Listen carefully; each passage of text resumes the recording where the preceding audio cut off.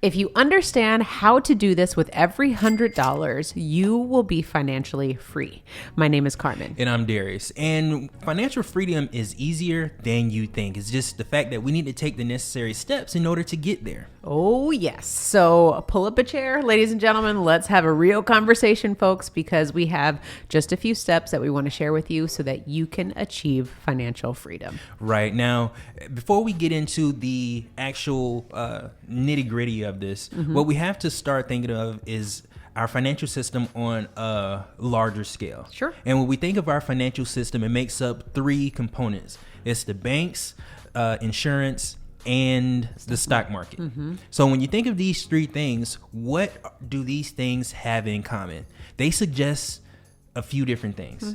Well, when you look at it, it seems complicated on the front end from us looking at it now in 2022. Yeah. But what we have to think about it is, where is the foundation of these said companies or these said institutions? And that's what we need to get to the bottom of, because no matter how complex something gets, it always has a foundation. It always has a beginning that we need to focus on that's very, very simple. Yeah, and I think understanding where money flows from this concept is that it's always going to flow to these three entities. Always. And if you can understand that, then it's just about going, okay, how can I start acting like these entities? And how can I start participating in some of the things that they're doing or treating my money the same way they're doing? Right. And so again, it's banks, insurance, and the stock market. So if you understand that every single dollar you deposit goes into the bank isn't going to sit on that money. It's going to go out and it has to make money because the banks need to make money in order to keep their doors open.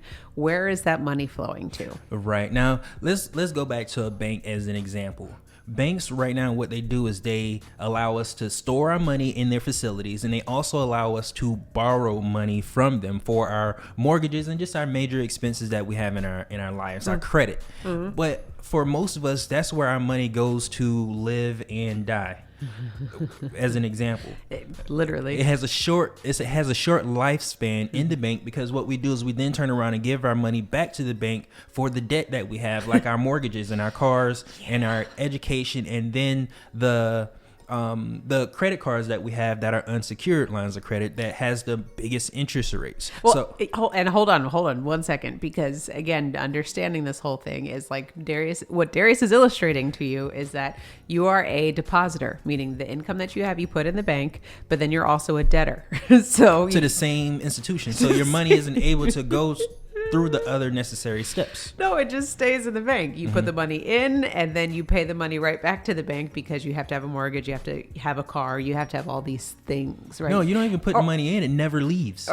Exactly, because it doesn't have to. It's more efficient. Yeah, so the bank is taking money out of one pocket and put it into the other pocket. And they didn't have to work for it. And they didn't have to work for it. You did. Yeah. The only thing they did is created a contract.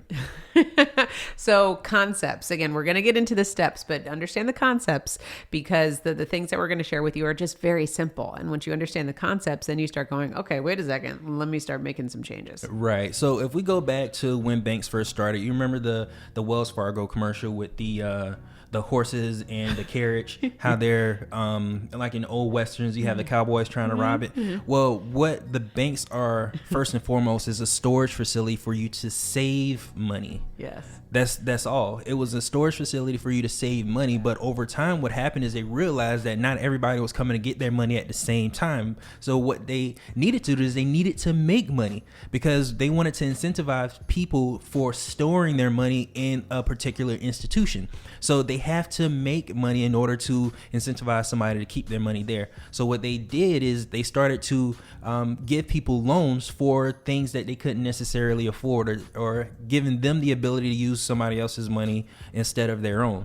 So what happened is, over time, as inflation increased, our income didn't keep up with inflation. So what happened is, most of the stuff that we were able to save our money for 100 years ago has become so expensive that we can't save money for it. So you can't save $500,000 for a house when that's the average cost for a house in your particular zip code. So what you have to do is you have to borrow money from the bank and you have to pay them interest.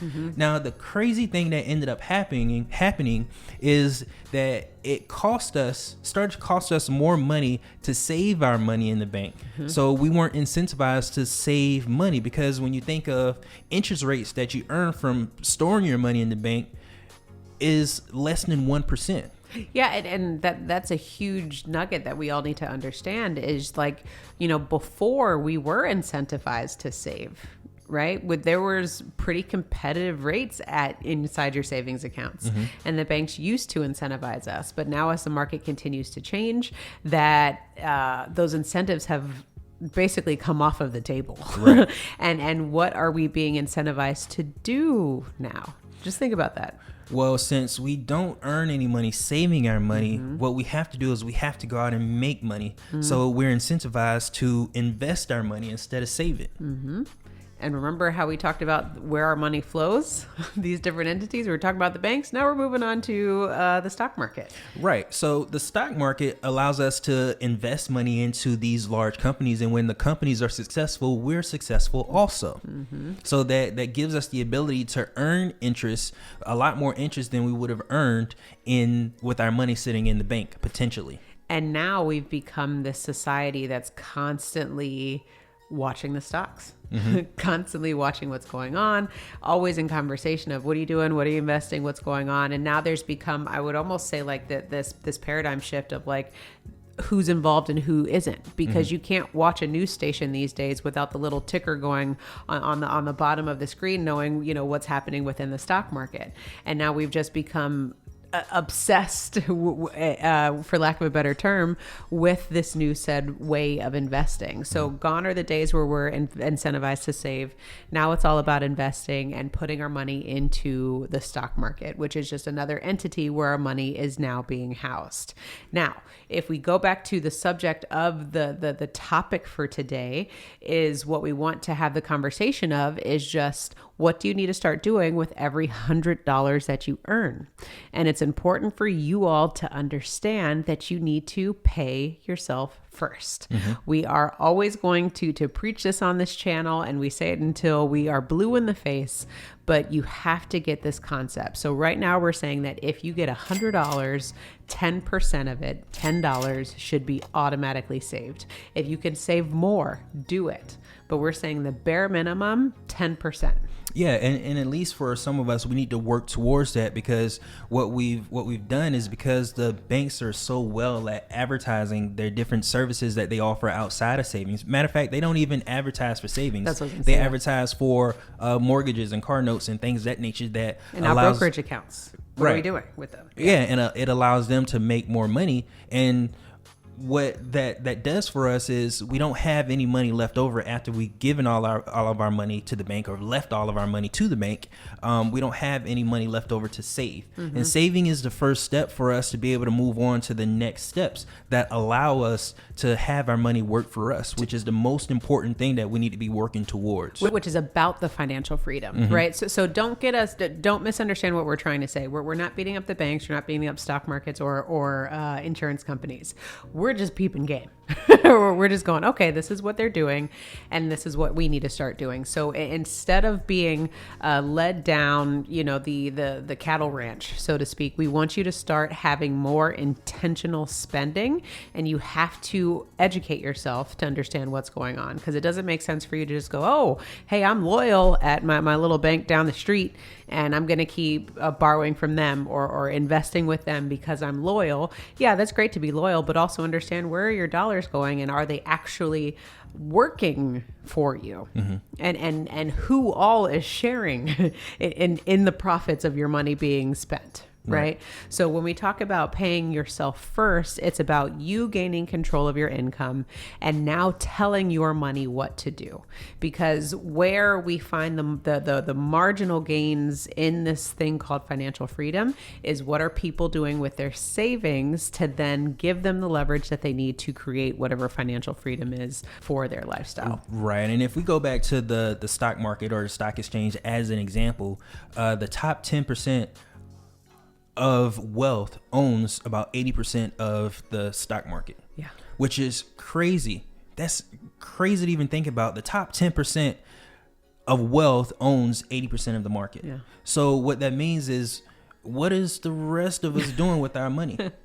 If it's not being invested, that means we're spending it before we barely get it in our hands. Ooh, that makes the whole statement of invest the difference. Yeah. Right? Because we're in the insurance world, and a lot of times people tell us how to take the difference of whatever we're not investing in and invest it in the market. Mm-hmm. And it's really interesting to see, not only are we no longer incentivized to save, we're incentivized to invest. But what happens as consumers, we tend to consume before we even invest. So we don't even... No, we consume before we even save. Yeah. So not only are we're not saving, and then we're not investing. So now we have no money to show for ourselves, and we get to our 50s and 60s and we go, wait a second, there is no plan for retirement. Right. Now, when we start thinking about this wealth gap in the top 10%, they make money by default because of what their defaults are set to. Mm-hmm. Our defaults for the other 80% of the people is to spend our money first and then save what's left over. Mm-hmm. Their default is to invest their money or save their money first, invest, and then spend what they earn from their investments. Yes. That's a different mindset shift, which will allow you to allow both parties to continue getting what they're already getting. I think you need to say that again, slower. Just so people can understand the differences, right? No, so, I get a little worked up and it just comes out. No, I just want to make sure that you guys heard what Darius said. So what does a consumer do? A consumer, their default is to consume. Mm-hmm. So when they get money, the first thing they want to do is spend the money that they have and save what's left over. Yes. Spend first and save what's left over. And what happens, consumers, we usually don't save because there's nothing left over. And if we don't have any money to save, we don't have any money to invest.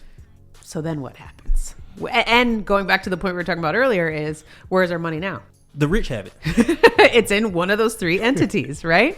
So that's why we want you to start understanding these things. If you're a consumer and you're not saving, nor are you investing, the money is not working for you. Right. So then what is the investor doing?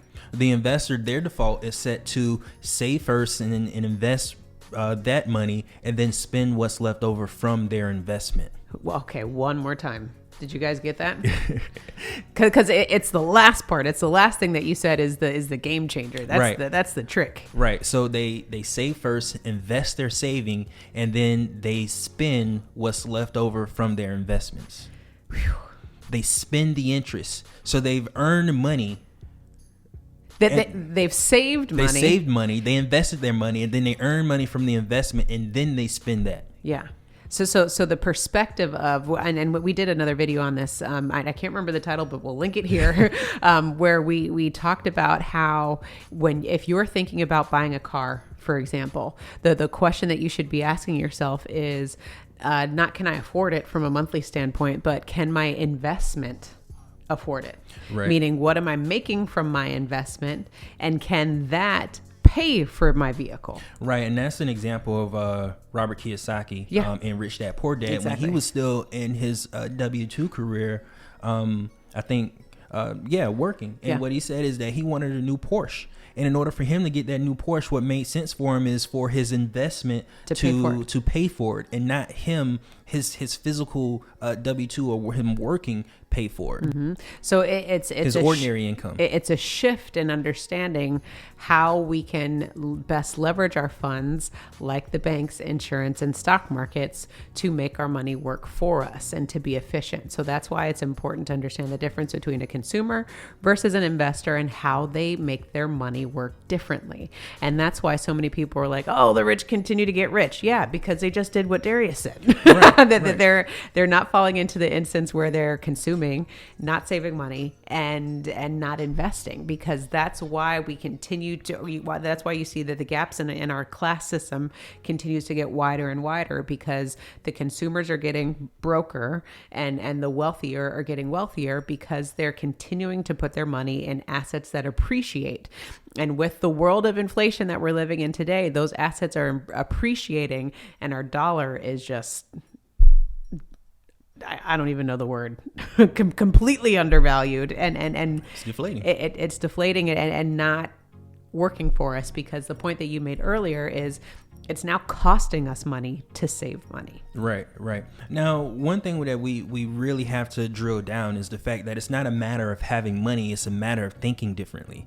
The only difference between the two parties is the way they think. That's why we talked about the fact that what you should be doing with $100. You should be saving first, and then you spend what's left over, not the other way around. And that's the difference between the top 10% and the other 80%, is how they think about their money and what their defaults are set to and how they handle money. Now, so far what we talked about is, of the three institutions that make up our financial institutions, our financial system, is the banks and stock exchange and investing. The other part is insurance, protecting the things that we do have. And when we think about protection, the bank is in bed with the insurance company because they insure us up to $250,000, right?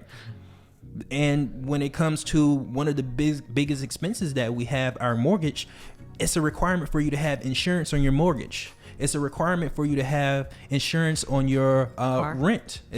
It's important for you to have insurance on your car. Not important, it's mandatory. It's mandatory. Insurance is mandatory on everything else except your life. It's mandatory on everything except your life. So not only do we have a portion of our money that we're spending before we even get it, but we're also spending a portion of every dollar to insurance. So the insurance company is going to make money. So what that's telling us is that we also need to protect our money also. Yeah. And the best way to protect our money and protect the money for our family is to protect our life, which is something that's guaranteed, but isn't required for us to protect. Yeah, I feel like this information is fire. Like I am so hyped with what we're saying, because the connections that we're making, well, one, I think it's a personal testament to ourselves for the growth that we've had, but then also to being able to like regurgitate it, right. And I'm just sharing that because it's just three things. We said saving, investing, and protecting.